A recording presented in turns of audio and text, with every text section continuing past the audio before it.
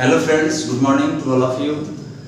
आज हम लोग कूलम्ब्स लॉ को पोजीशन वेक्टर के टर्म में चेंज करने वाले हैं। ओके, आज का हमारा हेडिंग होगा expression of Coulomb's law in the term of position vector, और ये हमारा क्लास 15 है for English medium.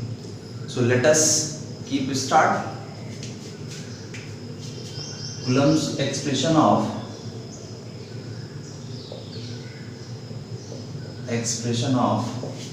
Coulomb's law,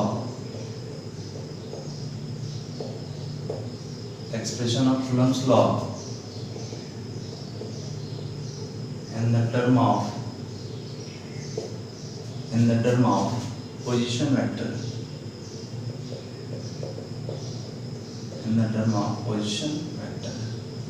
इसका मतलब क्या है कि Coulomb's law को पोजीशन वेक्टर के टर्म में किस तरीके से लिखा जा सकता है। ओके, तो सबसे पहले समझेंगे कि सर एक वर्ड है पोजीशन वेक्टर, पहले इसको क्लियर करते हैं, इसके बाद हम आगे बढ़ेंगे। तो आपने पढ़ा होगा 11th में वेक्टर के बारे में। तो position vector is a type of a vector which denotes about the position at that particular point. Position vector क्या करता है, किसी भी बॉडी का पोजीशन बतलाता है। पोजीशन बतलाने के क्रम में इसके पास मैग्नीट्यूड भी होगा और डायरेक्शन भी होगा। ओके, तो सबसे पहले पोजीशन वेक्टर को समझते हैं। पोजीशन वेक्टर, तो व्हाट इज पोजीशन वेक्टर? तो sir it is a type of a vector, it is a type of a vector which gives the information about position or location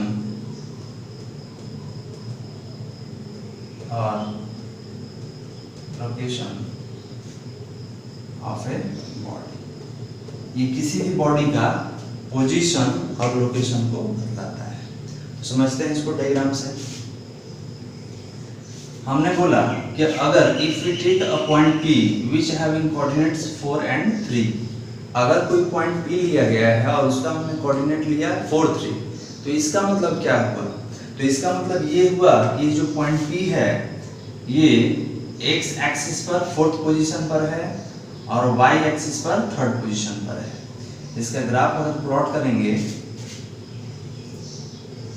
इस तरीके से, ये तो ऑरिजिन हो जाएगा। ये क्या होगा? ये x एक्सिस, ये क्या होगा? ये y एक्सिस। ओके, ये कहाँ होगा? तो हमने बोला यहाँ से ऑरिजिन से एक पॉइंट लेते हैं P और इसका कोऑर्डिनेट देते हैं 4, 3।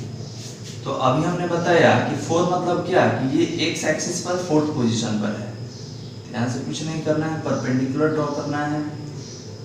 आपने बोला कि सर यहाँ से यहाँ तक का डिस्टेंस जो होगा ये 4 सेंटीमीटर, और y पर कितना, y वाला ये एक्सिस है, इस पे कितना 3 सेंटीमीटर, तो ये डिस्टेंस कितना हुआ 3 सेंटीमीटर। तो यहाँ से यहाँ तक का डिस्टेंस 3 सेंटीमीटर। तो आपने बोला कि सर इसको यहाँ से यहाँ तक के डिस्टेंस को कैसे डिनोट करेंगे? तो वेक्टर r से। Vector r is what? The position vector. तो इसमें पोजीशन वेक्टर कौन है?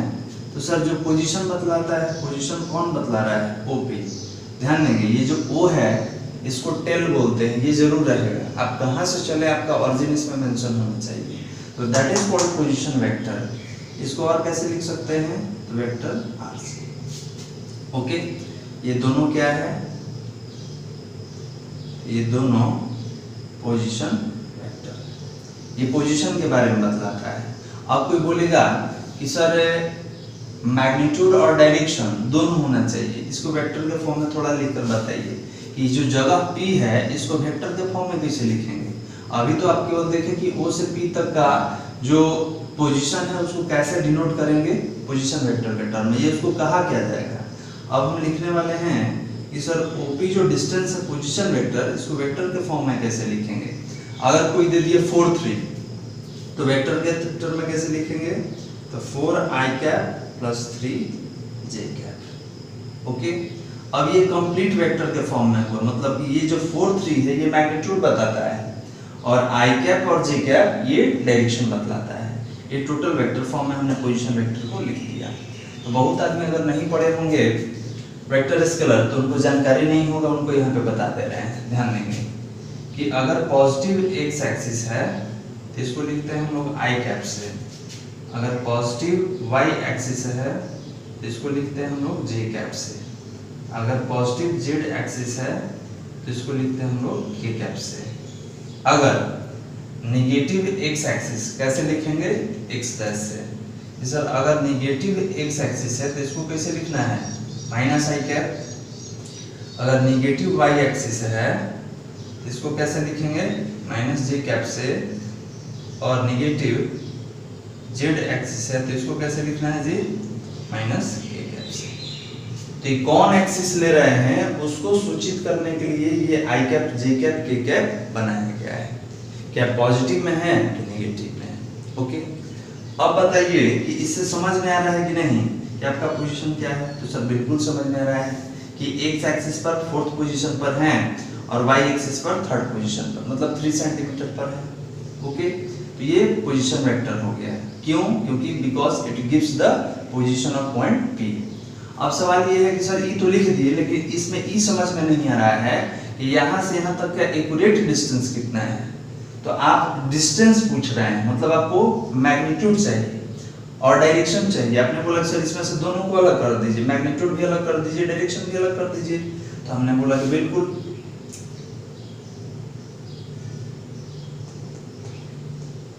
सबसे पहले मैग्नीट्यूड पे बात करते हैं।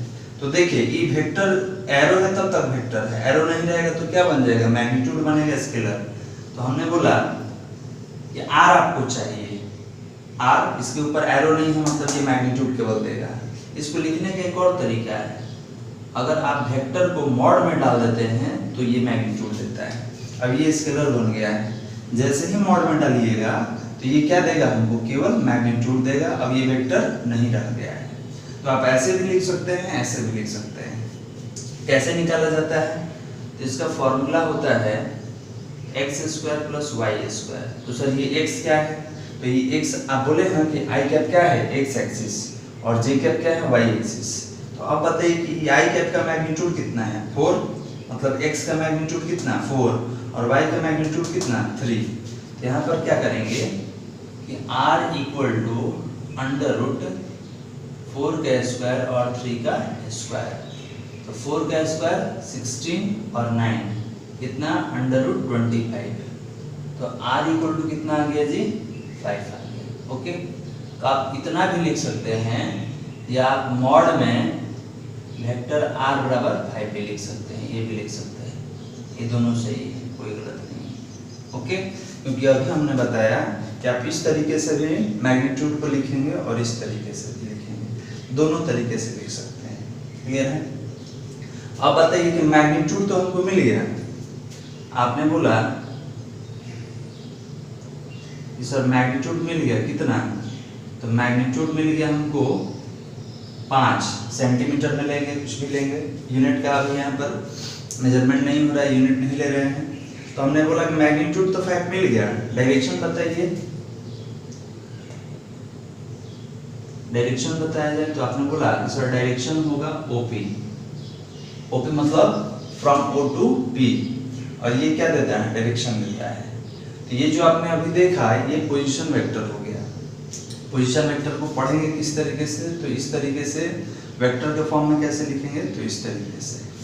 तो जो बच्चे वेक्टर स्केलर नहीं पढ़े हैं, पोजीशन वेक्टर नहीं पढ़े हैं, इसको ये रफ पे लिख लेंगे और इसके बाद हम आगे कंटिन्यू करेंगे। ओके, तो आप इसको रफ पे लिख लें, इसके बाद आगे कंटिन्यू।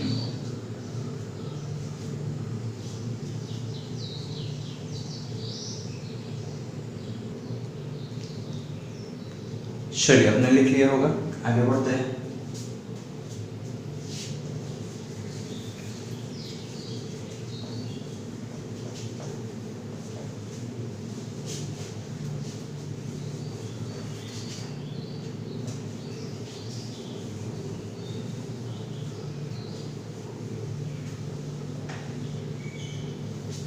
चलिए और एक छोटा सा टर्म उसको समझ लेते हैं कि अगर कोई बोलता है वेक्टर क्वांटिटी, तो हमारे दिमाग में आता है कि सर इसका मतलब इसके पास क्या होगा, तो मैग्नीट्यूड होगा, और इसके पास क्या होगा,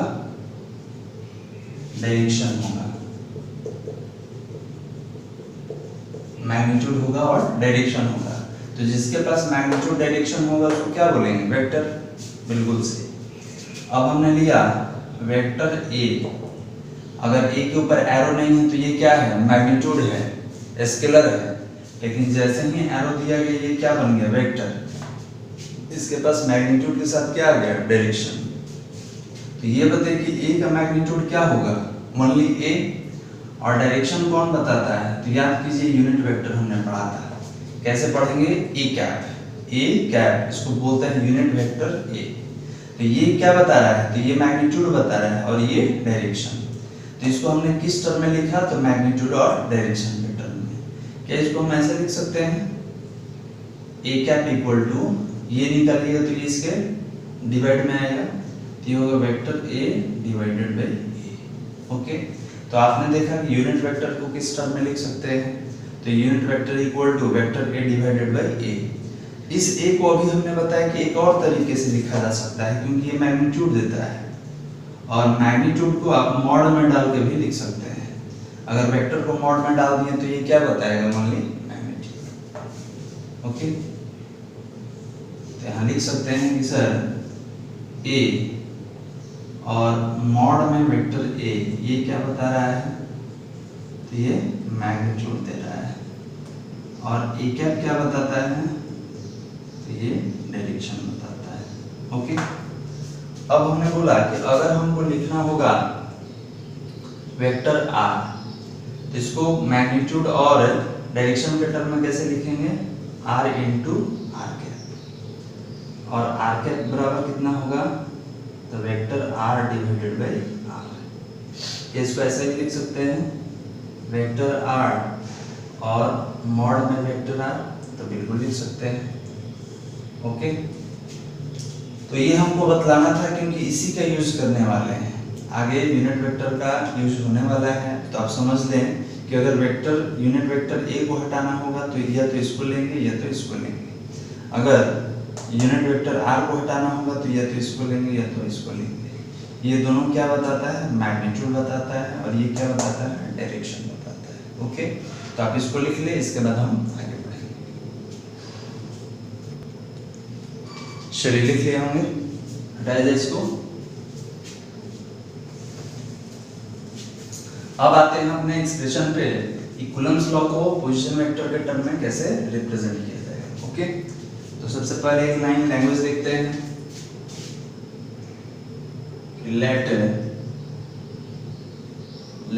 2 point charges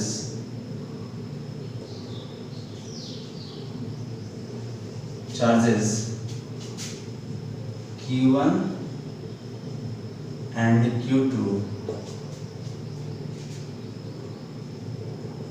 which having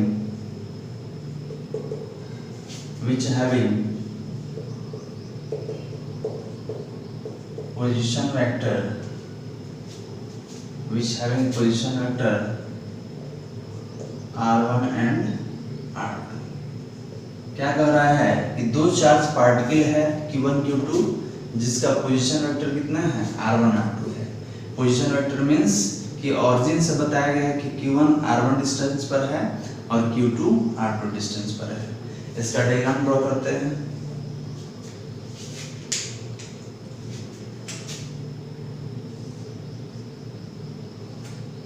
ये ऑरिजिन हो गया, ये क्या होगा, तो एक्स एक्सिस, ये क्या होगा, वाई एक्सिस। कितना चार्ज लेना है, 2 चार्ज, Q1 एंड Q2। तो हमने बोला हमारे ऑरिजिन से कुछ दूरी पर, कुछ डिस्टेंस पर दो चार्ज लिया गया है, क्या नाम है, Q1 एंड Q2। ओके, तो ये बताइए कि ये Q1 ऑरिजिन से कितना डिस्टेंस पर है, R1 डिस्टेंस पर है। ओके, और ये ऑरिजिन से कितना डिस्टेंस पर है, तो तो R2 डिस्टेंस पर है, ले लिया हमने, याद रखना है। तो यहाँ पोजीशन वेक्टर कौन है Q1 के लिए R1, Q2 का पोजीशन वेक्टर कौन है R2। क्यों? क्योंकि ये बताता है कि ऑरिजिन से आप कितना डिस्टेंस पर हैं। ओके, अब हमने बोला कि सर ये दोनों चार्ज क्या करता है, तो दोनों चार्ज एक दूसरे पर फोर्स लगाएगा अकॉर्डिंग टू कूलम्ब्स फोर्स। तो यहाँ हमने बोला कि अगर ये दोनों पॉजिटिव है या निगेटिव है या कोई भी चार्जेस हो, ये एक दूसरे पे फोर्स अप्लाई करता है। तो यहाँ पे दोनों पॉजिटिव है, इसका मतलब कि Q1 Q2 पे फोर्स लगाएगा और Q2 Q1 पर फोर्स लगाएगा। ओके, तो first of all we join the two charges, सबसे पहले तो दोनों को ज्वाइन कर देते हैं। तो आपने बोला कि सर Q1 Q2 पर फोर्स लगाएगा, तो Q1 Q2 पे फोर्स लगाएगा, इसको लिखना कैसे है, तो F21 कैसे पढ़ेंगे जी, तो it is the force exerted by charge 1 on charge 2, charge 1 द्वारा चार्ज 2 पर एक्सर्ट किया गया फोर्स, मतलब लगाया गया बल। ओके, तो ये बताइए कि यहाँ से यहाँ तक बल लगाया है, तो ये दूरी का नाम कैसे लिखेंगे, क्योंकि यहाँ डायरेक्शन भी बताना है। ये तो मैग्नीट्यूड आप बता दिए कि इतना हम बल लगाएं, लेकिन बल का दिशा कैसे बतलाइएगा, तो पोजीशन वेक्टर के टर्म में बताना है। तो आप बोलेंगे सर ये होगा r⁻21, r⁻21 मतलब, क्योंकि यही डायरेक्शन बतलाता है, तो r⁻21 मतलब कि आप किसका डायरेक्शन बता रहे हैं कि सर हम 1 से 2 की ओर, मतलब 2 का पोजीशन वेक्टर किसका बताना है, सेकंड का, किसके रिस्पेक्ट में, 1 के रिस्पेक्ट में। ओके, तो ये सारा आगे लिखेंगे, आप केवल यही समझिए कि आपने फोर्स क्या लगाया, Q1 Q2 पर कितना फोर्स लगाया, F21, और इसका पोजीशन वेक्टर कितना होगा, R21। अब सेकंड केस में क्या बोलेंगे कि सर Q2 भी सेम मैग्नीट्यूड का फोर्स एक्सर्ट करेगा किस पर, Q1 पर। ओके, इसको कैसे लिखेंगे, तो इसको लिखेंगे F12, कैसे पढ़ेंगे, it is the force exerted by charge Q2 on charge Q1। तो आपने बोला कि सर ये फोर्स Q2 किस पे लगाया है, Q1 पर लगाया है, तो इसका पोजीशन वेक्टर बताइए, डायरेक्शन बताइए। तो यहाँ लिख दे रहे हैं R12, कैप लगा दिए। कैप क्या बतलाता है जी, डायरेक्शन बतलाता है, पहले बात हो चुका है हम लोग का। ओके, तो ये कब लेंगे, जब इस फोर्स को कंसीडर करेंगे, और R21 कब लेंगे, जब इस फोर्स को कंसीडर करेंगे। अब सबसे पहला सवाल कि सर इसको पढ़ना कैसे है, इसको देखा जाए। तो ध्यान देंगे, सबसे पहले R1 ये क्या है, तो position vector of charge Q1,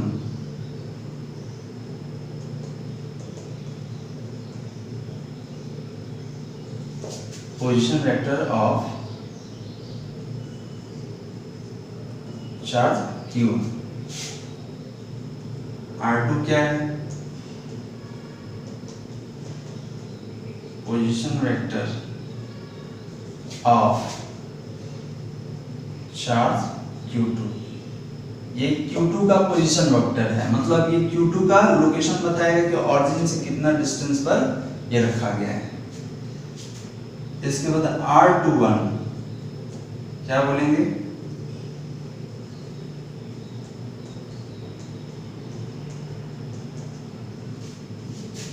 position vector of charge Q2 with respect to charge Q1।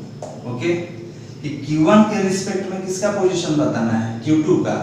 इसका मतलब कि आप Q2 पर बल लगाए हैं, तो आपका बल का दिशा कौन सा है, डायरेक्शन कौन सा है, तो ये बदलेना होगा।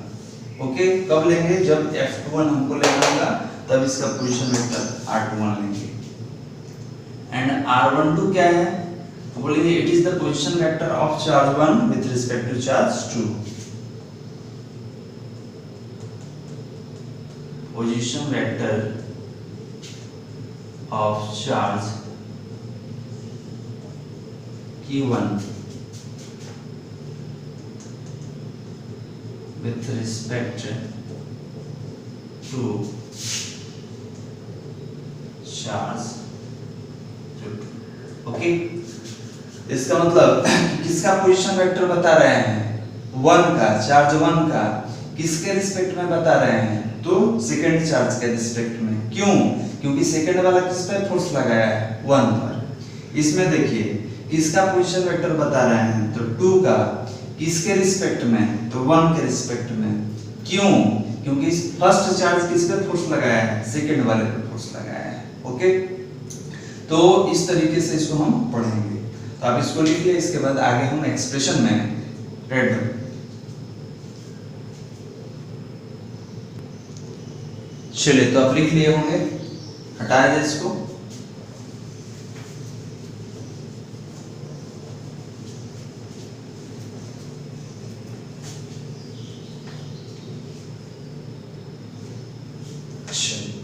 आते तो यहाँ पे दो फोर्स है, एक Q1 Q2 पर एक्सर्ट करता है, एक Q2 Q1 पर। तो 1 by 1 निकालेंगे। तो सबसे पहले force due to Q1 on Q2, किसके कारण फोर्स, मतलब 1 फोर्स किस पे एक्सर्ट कर रहा है, 2 पर। Force due to Q1 on Q2। तो आपने बोला कि सर इसको तो हमने लिखा है F21, कैसे पढ़ेंगे, तो force exerted by charge 1 on charge 2। क्या हमने पढ़ा है कि Q1 Q2 और R स्क्वायर, ये क्या होता है, डाइलेक्ट्रिक कांस्टेंट 1/4πε0। अब ये बताइए कि आपने वेक्टर दिया है, तो वेक्टर का मैग्नीट्यूड डायरेक्शन दोनों होता है। तो ये तो केवल मैग्नीट्यूड हो गया, डायरेक्शन अभी आपको नहीं मिला है। तो डायरेक्शन कैसे मिलेगा, तो याद कीजिए हमने बोला था कि इसका डायरेक्शन ये होगा r कैप 21। तो जब यहाँ 21 लिखें तो यहाँ भी 21 लिखेंगे। रीजन क्या है, हमने बताया था कि ये पोजीशन वेक्टर बताता है, क्योंकि आपको तो डिस्टेंस ही ना लेना है जी, ये डिस्टेंस लेना है, क्योंकि डिस्टेंस का स्क्वायर होता है। तो आपने बोला सर डिस्टेंस का नाम क्या देंगे, 21, क्योंकि फोर्स का नाम क्या है, 21। और ये क्या बताता है, तो ये मैग्नीट्यूड बताता है, ये टोटल मैग्नीट्यूड बताएगा और ये डायरेक्शन बताएगा। तो आप यहाँ पर 21 लिखेंगे। ओके, अब याद कीजिए हमने क्या पढ़ा था कि अगर वेक्टर r है, वेक्टर है, अगर इसके ऊपर से एरो हटा दिए तो वेक्टर नहीं है, ये मैग्नीट्यूड है। लेकिन जैसे इसके ऊपर एरो आया, वेक्टर हो गया। तो वेक्टर के पास क्या होता है, मैग्नीट्यूड मिल गया, और डायरेक्शन कौन देगा, r कैप। तो आपने बोला सर ये मैग्नीट्यूड हो गया, ये डायरेक्शन हो गया। तो अगर r कैप निकालना हो, ये निकालना हो, तो ये कहाँ आएगा, डिवीजन में। ये होगा vector r divided by r। फिर हमने ये भी बताया था कि इसको कैसे लिख सकते हैं, तो वेक्टर r और वेक्टर r मॉड में। ओके, ये दोनों मैग्नीट्यूड बता रहा है। तो अगर हमने बोला कि r कैप 1 2 हटाना हो, तब कैसे हटाएंगे, तो वेक्टर r 21 है ना जी, 21 हटाना हो तो क्या होगा, वेक्टर 21 और डिवाइडेड बाय r 21, या अगर ऐसे लिखना हो तो वेक्टर r 21 और मॉड में वेक्टर r21। ओके, ये याद रखेंगे कि r21 या मॉड में r21 ये क्या बताता है, मैग्नीट्यूड। ओके, और r कैप क्या बताएगा, ये क्या बताएगा, ये डायरेक्शन बताता है। तो ये समझाने के लिए पहले भी बता चुके हैं, अब साइड में लिख भी सकते हैं। तो हमने लिखा कि F21 के Q1 Q2 R स्क्वायर 21। अब देखिए इसको हटाना है, तो इसको हटाना है तो क्या लेंगे, या तो ये लेंगे या तो बगल वाला लीजिए। तो ये लेते हैं क्योंकि बगल में इसी तरीके का लिखा हुआ है। ये होगा वेक्टर R21 और डिवाइडेड बाय R21। अब ये बताया जाए कि यहाँ पर स्क्वायर है, एक और आ गया, तो स्क्वायर है एक और आएगा तो क्या होगा, क्यूब होगा।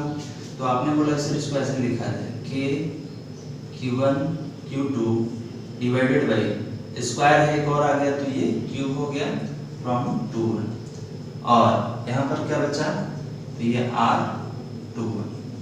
ओके, याद रखना है ये कि यहाँ 2 1 है तो यहाँ भी 2 1, यहाँ भी 2 1 होना चाहिए। अगर 1 2 होगा तो यहाँ पे 1 2 आना चाहिए। अब यहाँ तक तो पहुँच गए। अब यहाँ से हमको वेक्टर R21 को रिप्लेस करना है।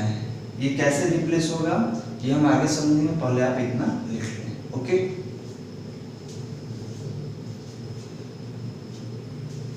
चलिए अपना लिख लिया, आगे बढ़ते हैं। तो ये क्या निकाल रहे हैं, तो it is the force exerted by charge Q1 on charge Q2। ये चार्ज Q1 Q2 पर कितना फोर्स लगाता है इसके बारे में हम लोग लिख रहे हैं।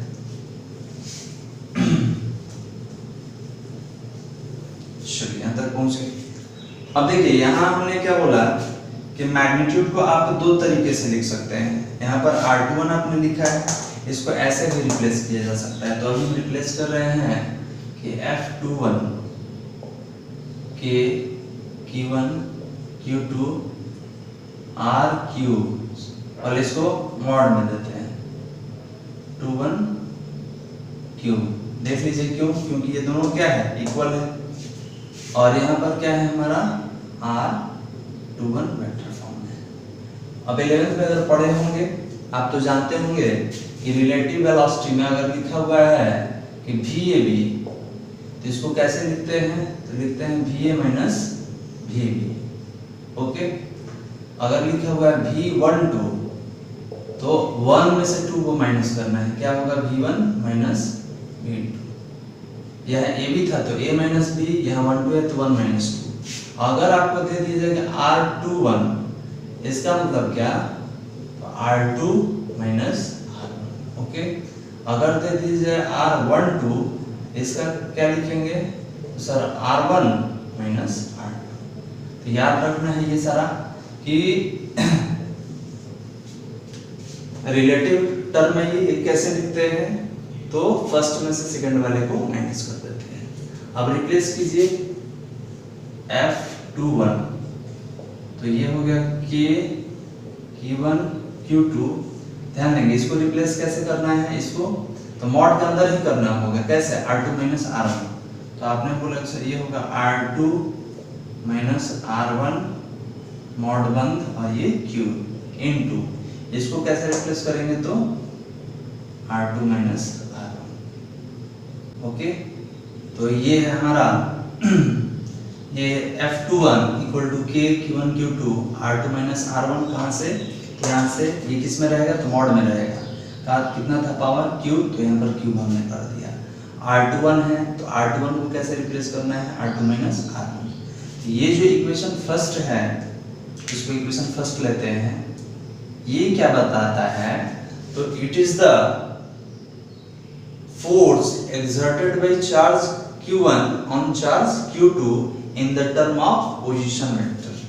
ओके, क्योंकि ये क्या बतलाता है, तो ये पोजीशन बतलाता है। हमने पहले भी बात किया था कि मैग्नीट्यूड के रूप में, डायरेक्शन के रूप में, दोनों हम रूप में लिख सकते हैं। तो equation number 4 is the expression of Coulomb's law in the term of position vector.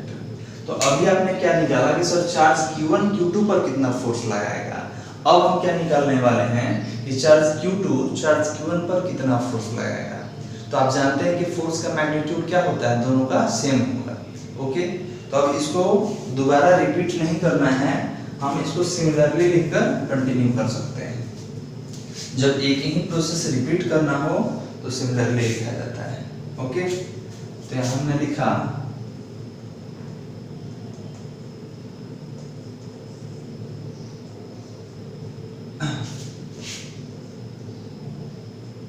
force due to Q2 on Q1 कि Q2 Q1 पर कितना फोर्स अप्लाई करेगा उसके बारे में। तो F12 कैसे लिखेंगे कि Q1 Q2 RQ कहाँ से कहाँ तक, तो यहाँ 1 2 है तो यहाँ पोजीशन वेक्टर क्या होगा 1 2 रहेगा और यहाँ पर कितना है 1 2, ये भी हो गया।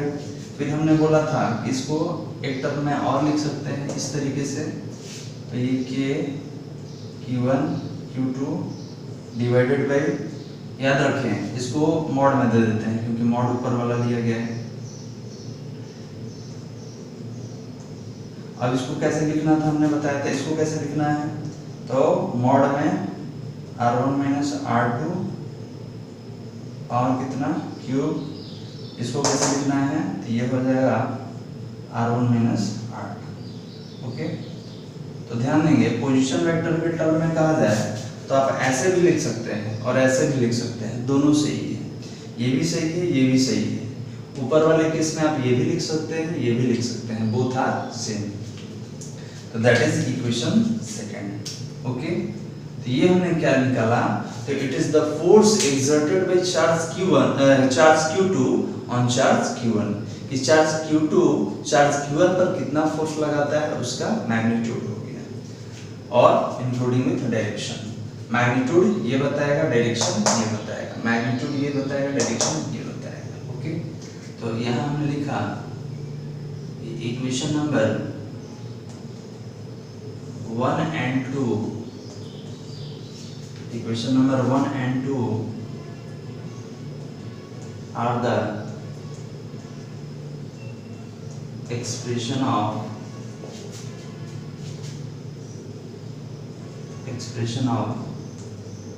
Coulomb's law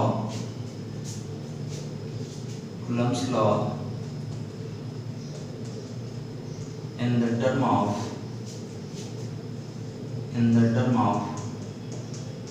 position. ओके, तो आज हमने क्या पढ़ा, तो आज हमने पढ़ा कि how can we express Coulomb's law in the term of position vector. Okay, and position vector gives the position of a particular point in any direction. Okay, तो आप लिख लें, इसके बाद आगे कंटिन्यू। चलिए, आपने लिख लिया होगा। तो ये हमने क्या देखा कि चार्ज Q1 चार्ज Q2 पे कितना फोर्स एक्सर्ट करेगा और चार्ज Q2 चार्ज Q1 पर कितना फोर्स एक्सर्ट करेगा। ये दोनों मैग्नीट्यूड में इक्वल होगा और डायरेक्शन आप देख सकते हैं यहाँ पे लिखा हुआ है। ध्यान क्या देना है कि अगर यहाँ पर 2 1 है, अगर यहाँ पर 2 1 है तो यहाँ पे 2 1 यहाँ पे 2 1 होना चाहिए, और इसको तोड़ेंगे तो ये 2 - 1 2 - 1। अगर यहाँ पर 1 2 है तो यहाँ भी 1 2 यहाँ भी 1 2 होना चाहिए पोजीशन वेक्टर, और इसको तोड़ेंगे तो क्या होगा, ये 1 - 2 1 - 2। तो this are the expression for Coulomb's law in the term of position vector. तो आज के लिए इतना ही काफी। अगले क्लास में सीखेंगे कि इससे रिलेटेड न्यूमेरिकल्स कैसे सॉल्व किया जाता है। ओके, चलिए, थैंक्स।